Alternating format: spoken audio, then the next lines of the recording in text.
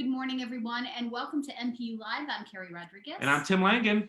It is May 7th, 2020. We're so glad that you're with us this morning. A lot of exciting guests. We're going to be checking in with the Midwest today and talking to some folks in Minnesota from the Minnesota Parents Union. It's going to be fiery. And, we love having our MVP Parent Advocate of the Year, Khulia Pringle, with us, giving her platform to speak nationally about what she's seeing in Minnesota and what's happening there. She's certainly got her pulse, her finger on the pulse of what's happening out there, making sure that no policy decisions are being made in darkness and that parents' voices are lifted up. I'm really excited for this. That's right. She is wonderful and she is full of fire, even early in the morning as it is in Minnesota right now. She's doing so much great work in her region right now. I can't wait to hear all about it. That is right. A little frosty in the Northeast, frankly, all through the East. What do they call this? A polar vortex. Polar vortex. I had to bring the plants in today. Never had to do that before. Yeah, because you've never had plants. So that's right. It's wonderful. First time for everything. All kinds of new experiences for Tim. First pandemic, first plants. That's right. So, I had to bring the farm inside this morning. But that's right. It's okay. It's going to survive. The plants are looking healthy and good, but keeping all of you healthy and good and safe is why we're here every morning with the National Parents Union live broadcast. So we want to jump into some news, some things that are happening today across the country. Unfortunately, the numbers continuing to tick upwards. Yeah, unfortunately, 1.26 million cases and we're almost at 75,000 confirmed deaths, unfortunately, in the U.S. So we're starting to see the up and downs of opening up some of the states across the country. Yep. And it's such a challenge to try to navigate what the right things are in this moment. I was very lucky last night. We had members of the National Parents Union Parent Council coming together to talk about what parents are thinking about when it comes to reopening schools, as we're seeing some schools reopen in some areas in the Midwest. We're also seeing parents thinking about what it might look like and what their terms are going to be when they decide it's safe to send their kids back. So a lively conversation with parents across the country, some of the top parent activists and advocates representing organizations across the nation coming together for a really robust conversation. So it was very exciting to have that conversation and the thoughtful analysis coming from parents. They're really, thinking about it from every single angle, from health to notifications, to testing, to assessment, to really what it should look like with an equity lens. Some of our schools in so much trouble, even in the best of times, when it comes to the achievement gap and the opportunity gap and making sure our kids are getting equitable access to high quality education. So these mamas were fierce and coming together, having just an incredible conversation. So proud of all those ladies and the work that they're doing, and a lot more to come, as we'll be releasing a report in the coming weeks to talk about what our demands are, frankly, of the system, and what we expect all of our policymakers and elected officials to answer before we feel ready to send our babies back into public buildings and back into schools. That's right. Wonderful. Well, and as far as good news goes, surprisingly, Donald Trump did backtrack, and he will not be closing the coronavirus task force. Whew. Woo. Well, so Dr. Fauci gets to live another day, apparently. I'll take it. I'll take it. Any day where Dr. Fauci is in charge is a better day. So, that's right. That was a close one. It's all good. It's all close one. Well, speaking about living another day, and what helps me live another day are tips. I need help. I'm a parent who needs help. I got 2 crazy boys. Let's bring on Mira Brown. And I have 3 crazy boys. Yeah, too. You do. It's pretty incredible to see, these boys on fire, running around like crazy monsters. But making sure that they're all healthy, safe, and that mom and dad are in a good place to help them is why we talk to Mira Brown in Austin, Texas every morning from Prepared Parents. So wonderful to see you, Mira. How was yesterday? Did you have to flee in the car again? No day has been like Monday, where I had to almost flee in the car. It wasn't as good as Tuesday. Wait, what day? Yes, it wasn't as good as Tuesday. I was like, what day of the week is it? Right. But it was touch and go yesterday. Again, it's this like, you feel like you got it and then you don't, and then you have it a little bit and then you don't, and it's just this emotional roller coaster up and down. Right now, it sounds like our governor in Massachusetts, where he had such an optimistic tone on Monday, and then those damn numbers caught up with him, and once again, it's like it's very up and down for him. It's very up and down for parents, and that's okay. That's the way it's supposed to be. There was one moment where I did a little bit of like, yay, okay, where we have these, like exercise rings, and they're for Gabriel to sort of swing and help, sort of one of his calming mechanisms. And anyway, he got up and he was like swinging, and he stops and he looks at me, and I'm on my computer just trying to get some stuff done, and he goes, "Mommy, do you have any of those questions you want to ask me?" And I like paused for questions I want to ask, like, hey, but I was like, buddy, what are you talking? He's like, what I'm grateful for, or what. And I realized that I had done a couple of these activities with him around like what matters to him. And last week we did the Whoop activity around like what's a wish he had. And I had like recorded it and an obstacle and how he was going to sort of overcome that. We listened to Whoop, There It Is, and like danced along to it. And so I realized he was thinking about that. And I was like, why, yes, buddy, I have a whole list of things I can do with you. But I think like why it just, he wanted it, right? He requested it in the moment. And so there's some connection he's making, some value he's finding.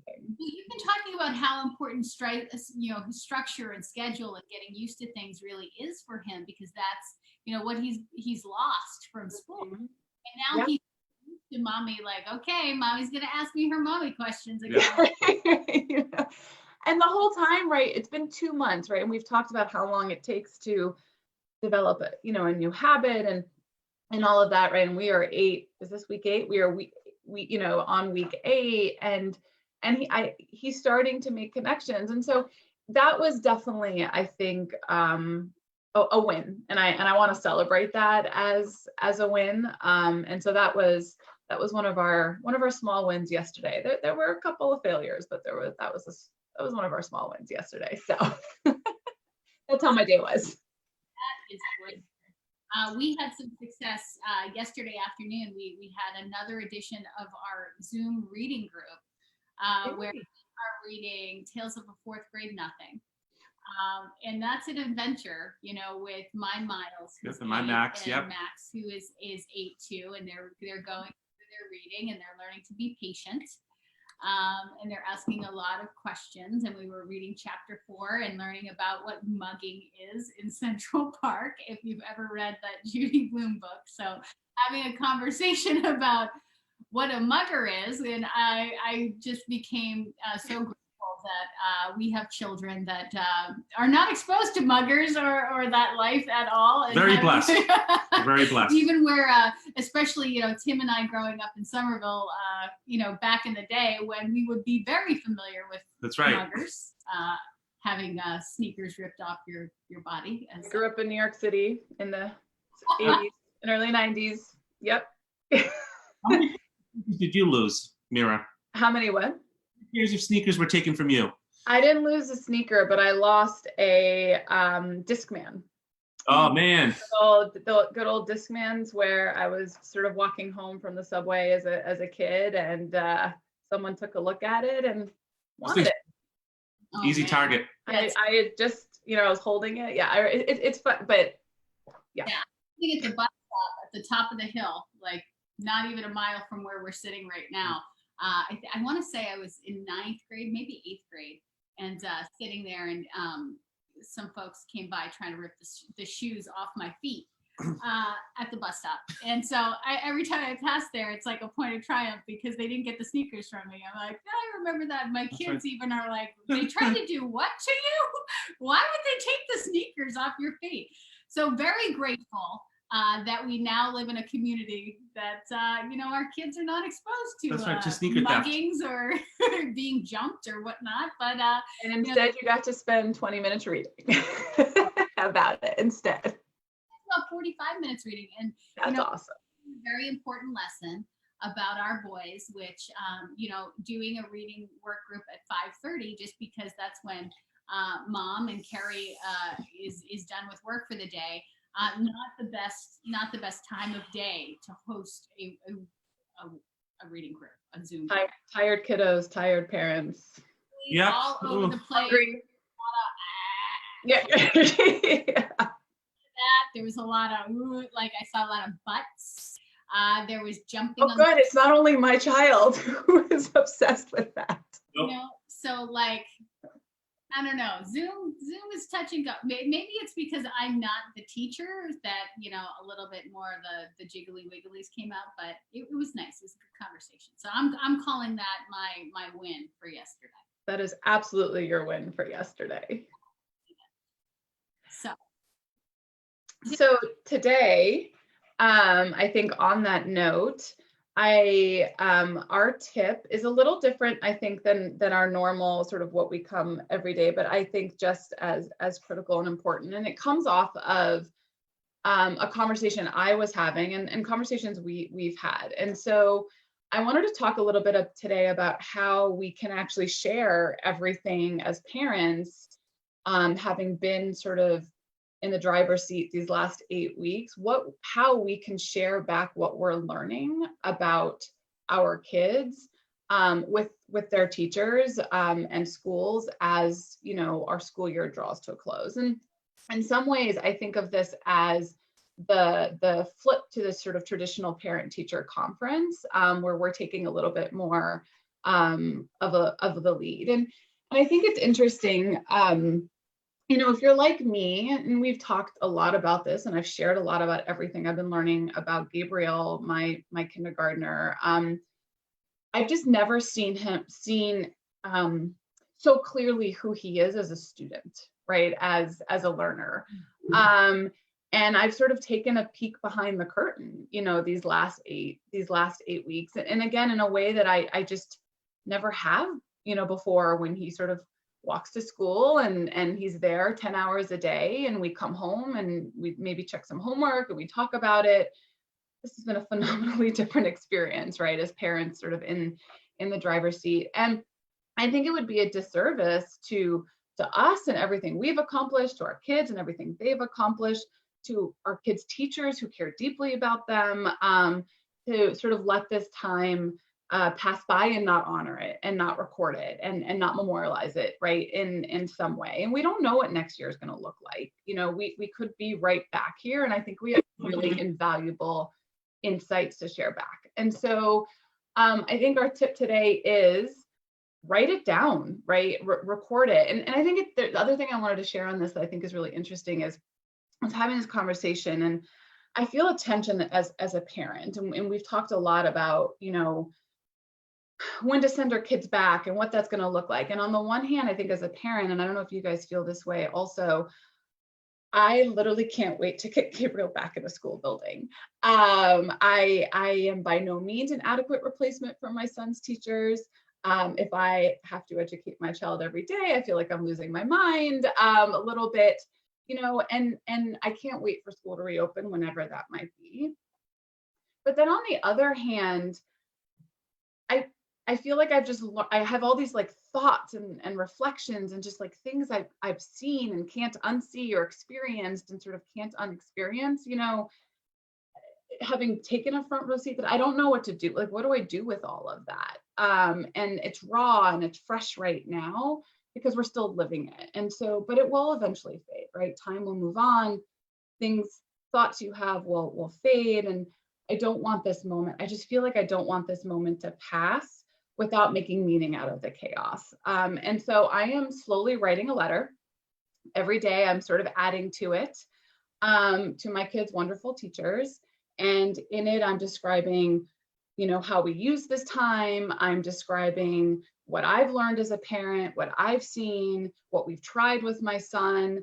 I'm describing, I couldn't replicate school, but I'm describing, I think, really important habits. We've talked about these that my son is learning, his, growth in his empathy, his working with, his siblings, other things that learning to sort of make decisions and good decisions and sort of the difference there, just all of these things that I think my son is learning.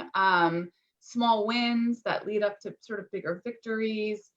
And then honestly, concerns, just flat out concerns I still have. And I'm writing it all down. I think it's really important right now too, because, not only to inform the educators that know our kids or kind of saw them up until March, what I'm thinking about is the fact that if school does open, coming up in September, there's a brand new teacher who's going to have to learn everything about our kids. And she doesn't have any information. Right. The only information she has is based on the kid that walked out of those schools in March. Yep. This situation has dramatically changed our kids. And, if your kid, started off with an IEP and having special needs, not having those supports, not having those coping strategies, going through anxiety and depression and stress and all of these things changes that kid. And so basing a plan or basing your information on, the kid that was, the kid in March and then our kids have grown and changed and even our generally matriculating kids, they've matured, they've learned different things, they've explored about themselves. So we have a lot of information. Our kids have a lot of information. And frankly, I don't understand a world where, educators don't find that valuable or need that information so that they're better prepared. Yeah, I can tell you my experience was just a few days ago. I'm more concerned about talking what's happening right now than that's okay. A report that ends in, Mara, don't you worry you about go it. Get it. Go get it. Go get it. Oh man, look at that cutie. What's up, buddy? But so you were saying that's okay. I had an experience where I started off by saying that the teacher saying, well, this is what the report says, and I said, when was that report done? It was finished at the beginning of March. And I said, okay. I said, can we talk about where he is now? Because the kid on paper right there is not the kid now. And what I was told was, well, for the purpose of this meeting, we're focused on the report. And I think, well, I might as well be talking about him when he was 5. Right. He's a kid.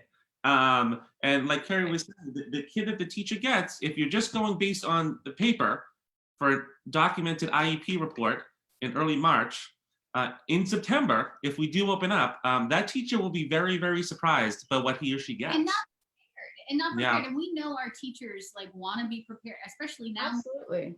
Yeah.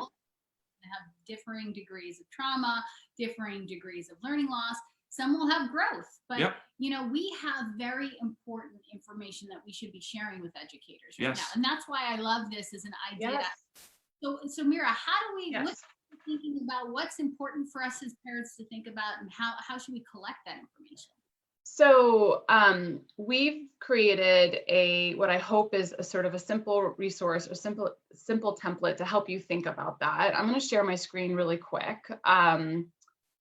This works. Give me 1 second. I'm hoping my 2-year-old will not run back in. I thought the door was locked. Apparently not.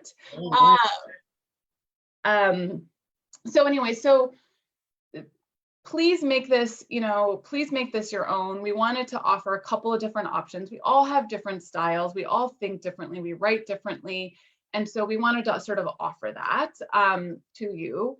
And, I think that, focusing on, and I'll sort of scroll through, right? Like sharing what your experience was. We all tried a whole host of things over the last 2 months. Some worked, some didn't, right? But I think sharing a little bit back around what you did focus on, what that experience was, is really important because that actually helped you and your child form who they are today and what they did sort of learn and all of that. I think that there are skills and habits that may not be necessarily academic, but are super critical to our kids and who they are, right? And again, being self-directed, did they set goals, reflecting on mistakes, solving problems, whatever. And we gave a couple examples, but there are a whole host of things that, we've witnessed our kids grow in, or we've witnessed that they're still challenged in, right? Places we want them to grow. Record those, get those down on paper, passions, interest, curiosity, right, that they pursued. What is really capturing their imagination right now? What are ways that you can engage them in their learning in the future? Like, this is all super helpful, I think, as parents to know, but certainly teachers to know. Projects that they may have worked on, places where they've made progress, like where you've seen growth and you want to celebrate that. But then again, real concerns, like, some kids thrived. This opened our eyes to things that we thought our kids could do, and they're struggling in. I mean, there's a whole host of experiences that have happened for families.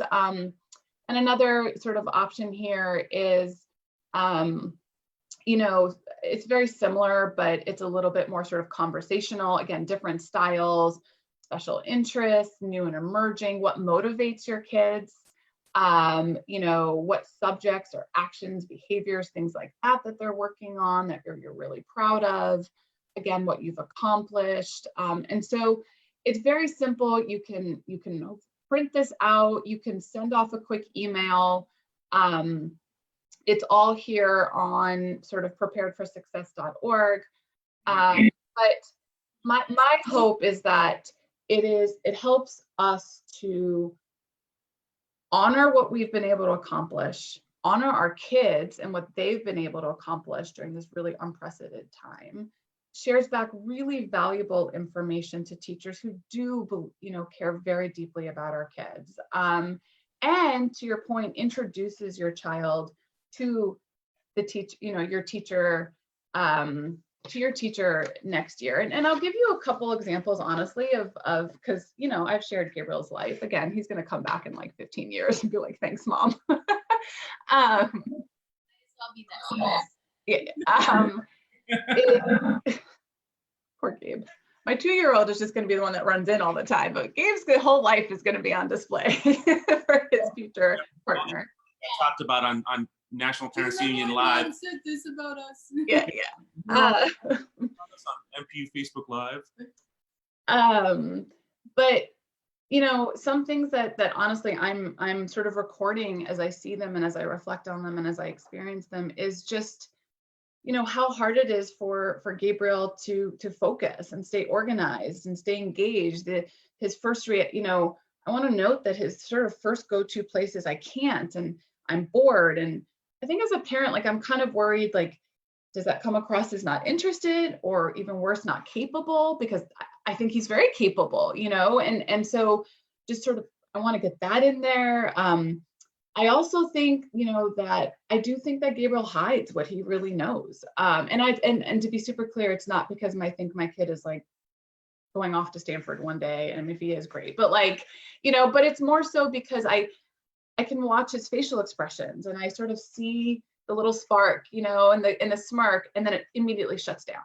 And I think it's coming, and then it's not there, and so I know that about him now. And so, but is that his confidence? Is that his anxiety? Like, what does this happen in school, right? And how do teachers help him over that hurdle to sort of get to those moments, to build his confidence, to get to the learnings and the knowledge he has? How do you everything turns into a battle of mental and physical wiggles. Oh my gosh, and wrote and orderly, anything wrote and orderly is just incomprehensible to my son. I can't. But if you follow his wild thoughts and ideas and things like that, you can sort of that's the way in, right? And so 20 plus 20 does not equal 40, but the flower knight who chases 20 horses and battles against 20 others, could end up getting him to learn that equals 40. There's just interesting ways that I honestly didn't know beforehand,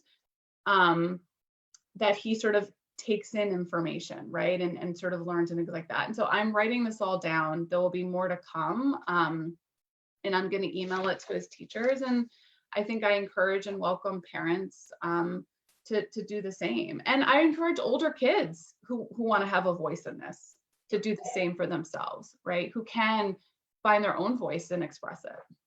What is so interesting about this is the fact that, this is really where special needs parents or parents of children with special needs really have a leg up, because this looks like to me the annual report I've got to fill out where I Yeah. about really important information about the home assessment and what does Matthew Yep. look like at home? Yep. What is he like? What are his strengths? What are his weaknesses? What times of day is challenging for all of this information? Some of the questions right there that you're asking are questions that they ask of me because they need that. They need that data and that information to have a whole portrait of what Matthew looks like and how he learns and just who he is as a learner and who he is as a human being. So this all looks very, very familiar to me, you know, as things that we reflect on.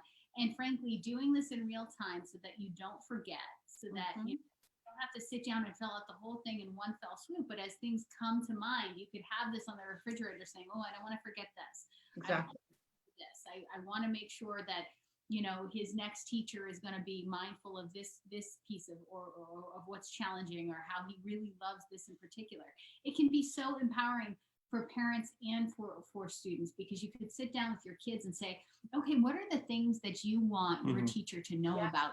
What do you think is important? And again, as you know, I feel like we talk about this all the time, but the mattering piece, like where you can reinforce this, like, and where know themselves and say, well, I know what I think is important for your teacher to know about you, but what do you think? What matters to you that your teacher know about you? So I think it's going to be a wonderful tool for parents. I also think too, you know, knowledge is power, and it's better to come into a meeting, any meeting. I'm big on you come into a meeting with a notebook and pen, and to go into that IEP meeting just with a reminder of how your kid behaves at home, and you have written evidence, and you can talk to that.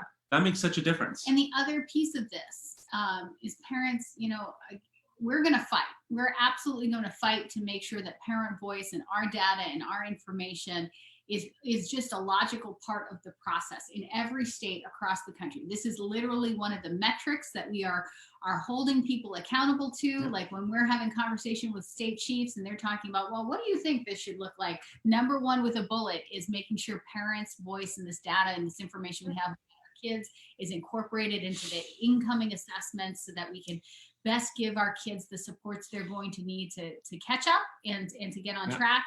But I want to say and manage expectations that, you know, that's going to be a tough fight because it's a culture change. The systems are not used to, you know, parents speaking up, you know, we're talked to a lot. So having this resource, you're not going to get this automatically from every school. It would be my dream if you would. So go to Prepared Parents, use this. I find the tools that we get from Prepared Parents, frankly, learning heroes as well, you know, where they actually give you the framework of questions you should be asking in a parent-teacher conference. That was incredibly empowering. I think I had been a parent activist for 3 or 4 years and got this document from Learning Heroes, and suddenly all these questions I had no idea I should be asking in a parent-teacher conference, I went in with confidence. So this is another tremendous tool. I haven't seen this anywhere else, anybody else thinking about this is wonderful. Doing this collection. So it's really important. Thank you so much, Mira. Thank you both. And again, as always, we welcome feedback. So if there is another version, another option, something more parents need, please, you know, email us, info@preparedforsuccess.org, email Kim and Keri, I'm sorry, Keri and Tim, this is how you know it's Thursday. Email Keri and Tim, they'll let us know. We want to be a resource for parents. And like you said, there's a lot up here. We've been through a lot as families and as communities, and we need to write it down and we need to share it. And I do think our teachers will welcome it. So, Mira, thank you so much for joining us. We'll catch you next Tuesday, where you'll join us again from Austin, Texas. Have a wonderful weekend, Mira. From preparedforsuccess.org. You can find her at that website. You can find her at preparedparents.org.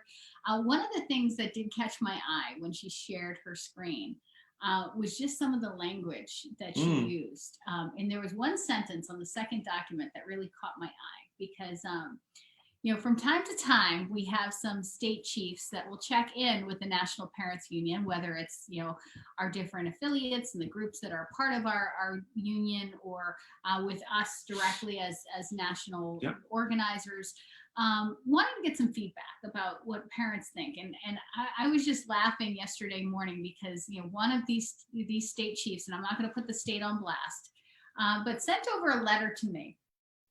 And the first line in the letter, it just made me laugh because they're trying very hard, but sometimes, the way they want to communicate with parents is like, it's an automatic disconnect. You can tell that the effort is there. They're really trying, but the first sentence, they mean really well. But the first sentence was something like, "We want to first start off by thanking you so much for taking care of yourselves and your children," which just kind of gave me a little pause, And I know everybody's trying. It's hard to write an opening to a sentence. What do you say to parents? Yeah.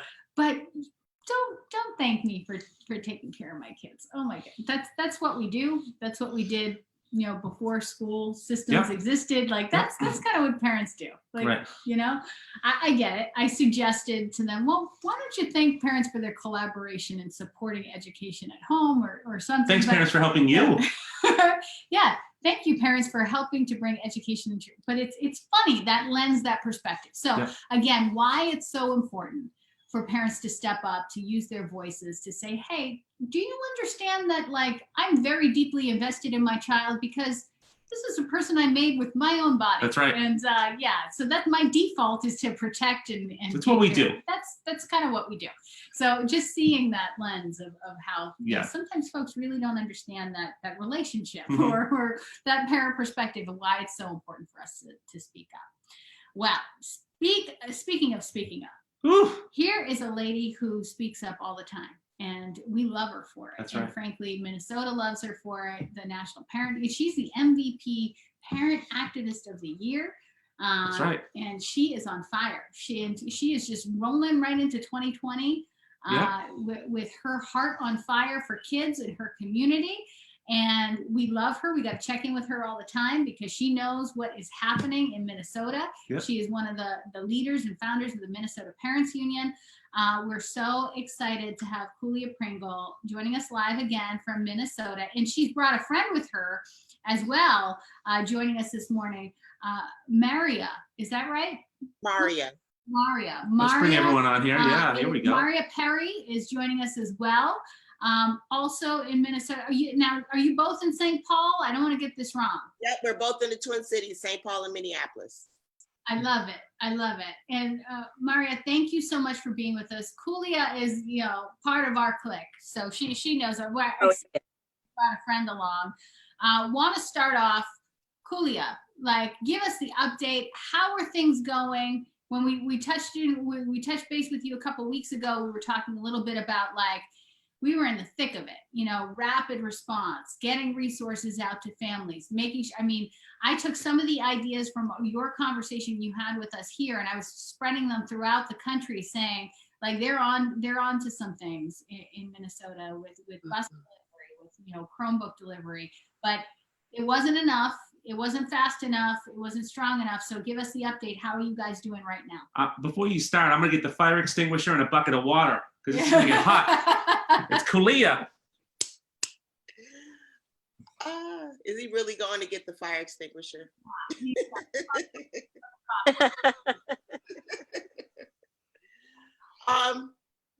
Did you want me to start, Keri? So how are things going? It's going.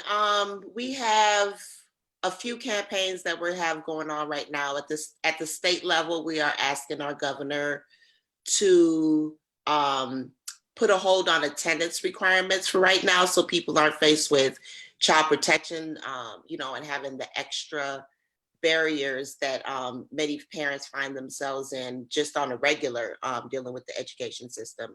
So we're demanding that the governors do not hold parents responsible when it comes to attendance, because as we know, many parents still don't have internet service. Many parents still are getting laptops. Even do that in the midst of emergency education. Yes. How do you hold people accountable to attend? How is that a thing? How is that a thing? That's what I'm trying to figure out. How is that a thing? We know that Minneapolis and St. Paul they're taking attendance, but the superintendent says they won't use it against parents. but many other districts in the state are still abiding by their formal policies pre-COVID. So that's one of the main things that we're trying to advocate for. We also, with the CARES Act, we know that states just got a lot of extra money. So we want to pay attention to where that goes. Speaking to the governor and the commissioner this morning at 10 o'clock to find out what are their priorities and do their priorities match parents' priorities, and how is that money going to funnel down to the most needed communities in Minnesota. And then we have a vote, hopefully, that'll go through the Minneapolis Public School Board meeting on their comprehensive design plan. And we have a campaign for priority enrollment where we want students, we don't want zip codes to determine what type of education a student deserves. So if I'm in a low performance school, I should be able to move around as a parent and in the district and not have to move across district and not even have the choice of a charter school, but I should be able to move around within the district to a higher performance school. And the whole idea that your child should not be trapped in yes, a crappy school just because you can't afford to live in a highfalutin neighborhood. Like absolutely. Oh my goodness. Ridiculous. Absolutely. So the district is sort of refunneling integration money, resources to their low performance schools. And normally I would say shut them down, but this time I'm like, you know what, you guys have ambitious goals. You want to turn around the system. Let's see if what your plans are and your goals, if they work, but I still want to hold you accountable. And parents, if these schools still don't work, we still should have the right to go to a higher performance school. So we're hoping that they vote yes on their district design plan, but I'm still advocating for priority enrollment for students in the low performance schools so that they're not stuck in a school that's continuously low performing or is not serving all of their needs. And if you've been burned before, yes, you feel like you don't have another 3 years for this school to get its act together. Exactly. You've been on the rodeo and it's time for you to get and you want to make that choice, you should be able to make that choice. You should be able to make that choice. Maria, let's jump to you. I want to you're going to speak to the governor and the commissioner in just a few minutes. So give us a little preview. Maybe he's watching right now. Maybe we don't want to give him, any running start here. But talk to us about the priority parents. What is the message that you're bringing to those folks today about what is important to parents right now from where you sit? Well, I'm hoping that Khulia will continue to, represent and share the importance of what our kids need. And as a parent, and now that I'm homeschooling, the kids, my hope is that they're providing necessary tools that our kids need to make the transition easy, and for the parents. I'm thinking of the parents who aren't comfortable with teaching their kids in terms of their academics. I know that parents are teachers anyway. That is like by nature, by natural, but I'm hoping that, that they'll continue to provide the tools and the finances to make sure that that the parents are okay. It's important that there's a balance. And I believe with the COVID-19 has created an imbalance for folks and to the government, because we're not sure, they're uncertain. So they're not just adding to the problem, but they're creating barriers, if that makes any sense. There's barriers that have been created for us to actually,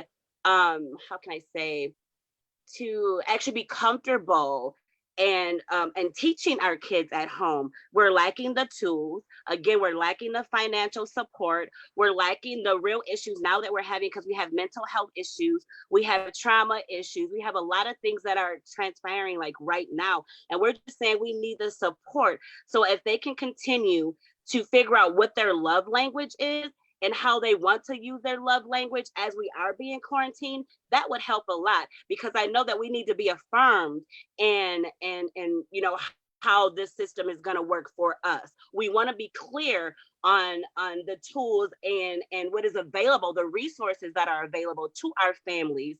We want to make sure that that we're implementing that the quality time. There's a lot of love languages that we can use to be creative to make sure that this system is not broken, but that it is being built up, that we are together because we're stronger that way.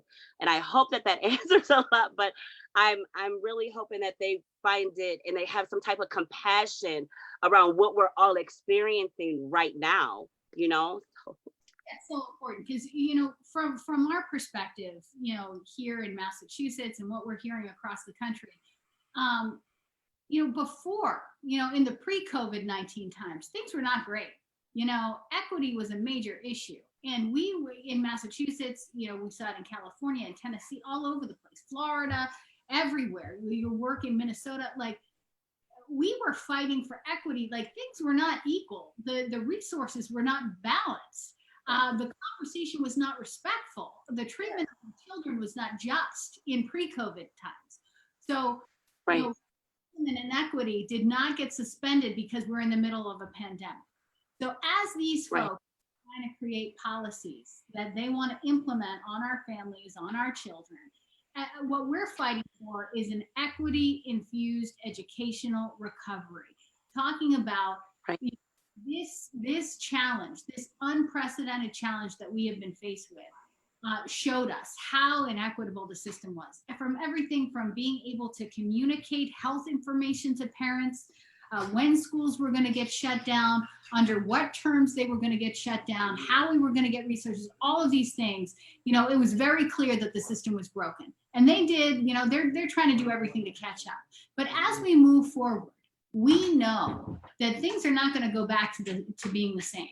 And so now, we've got to stand up and fight. We've got to be able to walk and chew gum at the same time, advocating for what our communities need now, and making sure they're making a solid plan that is based in equity for what this new transformative moment for education is going to look like. Because if we let them build it on their own, it will not be equitable because their default is not based in equity. Khulia, what are you going to say to your governor? What are you going to bring? What message are you bringing from parents to these powers as they try to reimagine what education is going to look like? What do you need to tell them this morning to make sure that this is based in equity? Right. I want to be sure that they know, as Maria said, there are parents out there, and although we are naturally teachers, there are parents out there that, they're handling this and they're okay. And they're moving along, but there are parents out there that are hurting. They are hurting bad. Like you said, my response right now has just been on a basic level. Like, I don't have any food. I can't think about education and anything else, or advocating, or, trying to sign a petition. I don't have any food. I don't have any soap. I don't have any toothbrush. I don't know. I don't have a job. I don't know how I'm going to pay my rent next month. I have multiple kids. Yeah, there's resources out there, but I have multiple kids. I don't want to get on the bus, and have to travel with multiple kids and then having to bring back groceries with your children. There's just the hurt is real. The humanity of just the desperation of people is real, and anything that the governor can do to have that money trickle down to the most needed community, I need for him to do that. There's a situation in Minneapolis where there's 2 housing pots, one for Minneapolis public schools and one for the general public.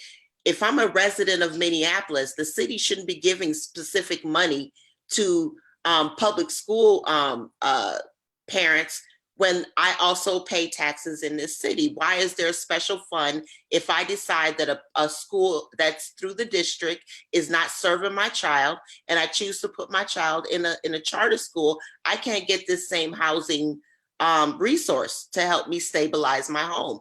That is like a main issue. So I just want the governors, yes, Keri. For having chosen a form of public education. Yes. That is I don't know, that's a prime case for a lawsuit, isn't it? Yes. How do you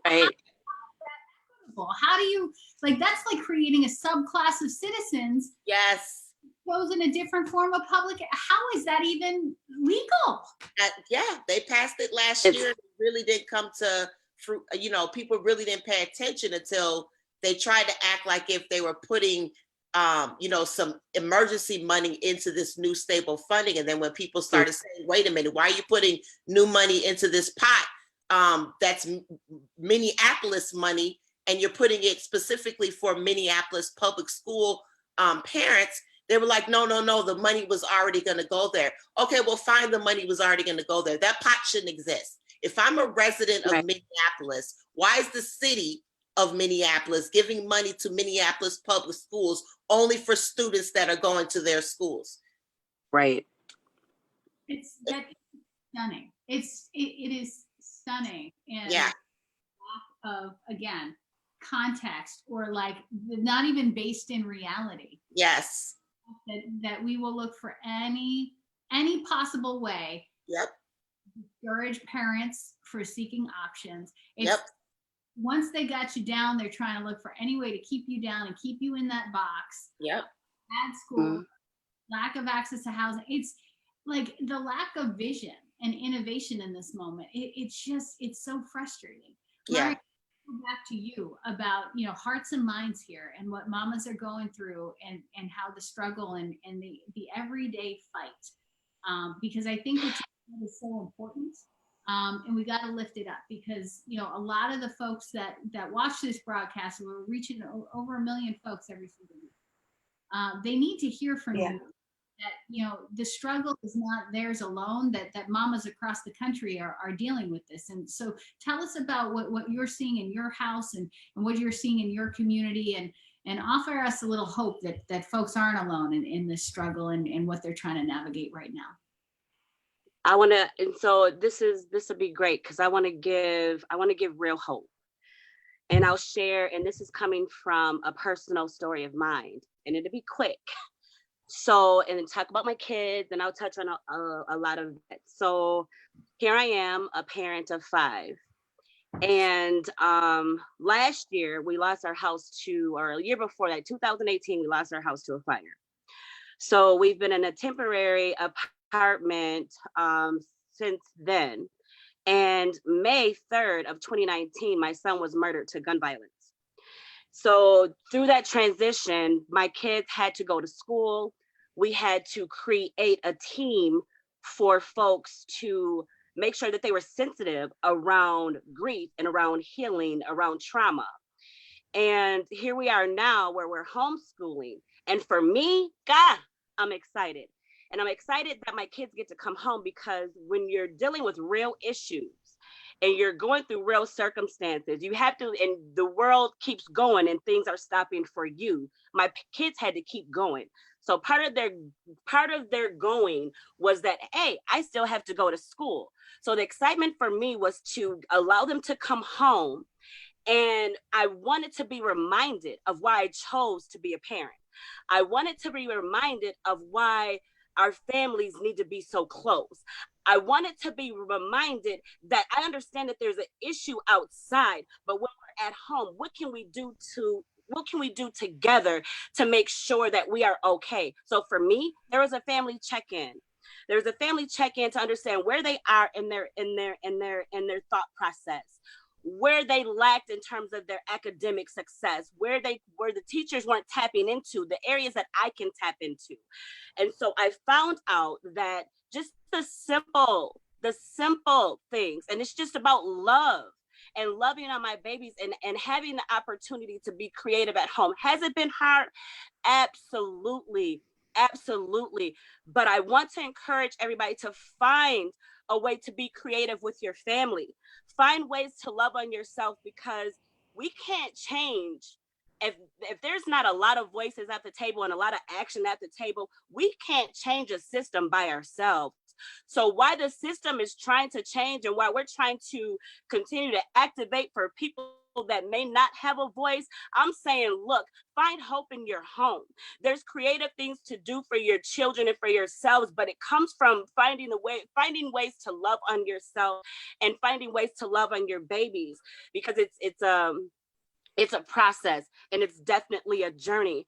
But I wanted to share the hardship of where we come from, to say that we're still fighting, but we're fighting in love, and we're fighting together, and there's no better time than just to be. So when I'm thinking about I think it was Mira. Mira mentioned something about writing a letter to the teachers. Ooh, that got me excited, because I was going through some bins the other day for my son, and I found a referral for my oldest son that was murdered, and it said, well, he was talking, and it just had all these different complaints. I kind of chuckled because I could remember that was who he was to them, but who he was to me was something different.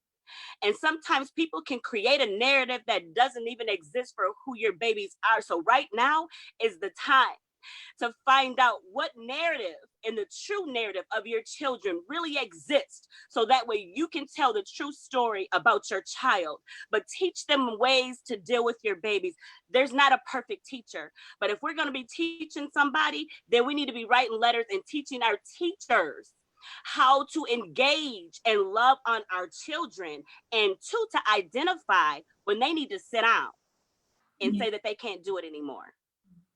You know, what you're saying to me, I needed to hear this morning, because my babies, their dad passed away at the end of July. 41 years old, he died of cancer. It was brutal, and they're 7, 8, and 12 when they lost their dad. And, this year, I went in and I talked to the teacher, and I'm trying to like prepare them, even when they just entered school, because this happened in July, they went back in September. And, I just had the sense that they didn't get it. Like, that they weren't fully understanding like the magnitude of this loss, especially for my son, Miles, who was going second grade. And he just didn't find that connection with his teacher. And I was trying to like, get her to open up to him a little bit. He's a sensitive kid. He's a big bruiser. He looks just like his dad, built the same way, has the same mathematical mind, but a sensitive kid that didn't know how to connect and was kind of lost. And this year I was really worried about him. I'm actually grateful for an abbreviated year, because I didn't like sending him back.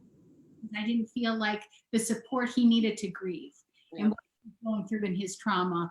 That wasn't the right environment. So like, I was happy, that, and he was happy, frankly, that he got to exit that classroom a little bit early. Yeah. Mm-hmm. So I'm, because we have to, oh, sorry. No. Sorry, go ahead.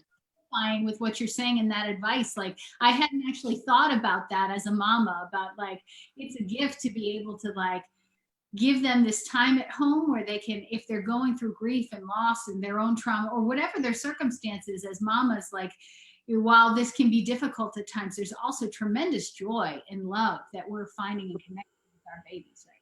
Right. Yeah, because I find it easier for me to deal with the things that I can deal with, but the things that I can't change, I can't let bother me right now.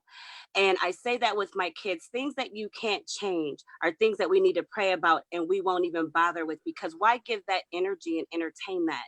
And when I think about when we don't have a system that understands who we are and whose we are, then for me, it's deeper. So we have to go in a different direction. And it doesn't mean that we have to stop, like, fighting for and advocating for our children and parents. Just means that we have to find a different approach, a different way to deal with it.